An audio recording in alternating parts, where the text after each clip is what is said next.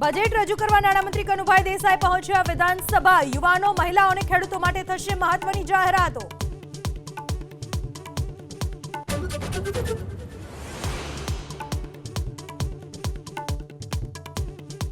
વિરમગામ ડાંગર કૌભાંડનો આરોપી સુફિયાન મંડલી અંતે પોલીસના સકંજામાં। માળિયાથી આરોપીને દબોચ્યો હોવાનો પોલીસનો દાવો।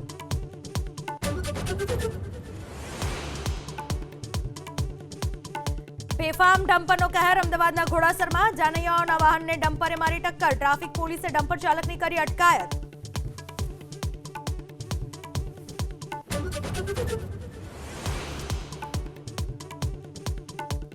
સુરતમાં અશ્વિની કુમાર રોડ પર સરસ્વતી સ્કૂલમાં આગ। એસીમાં ધડાકા બાદ આગથી કોઈ જાનહાનિ નહીં। વિદ્યાર્થીઓને આપી દેવાઈ રજા।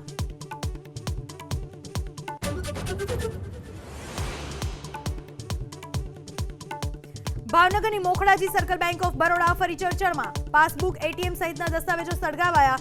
1 કરોડના કૌભાંડ બાદ દસ્તાવેજ સળગાવાતા ઉઠ્યા અનેક સવાલ।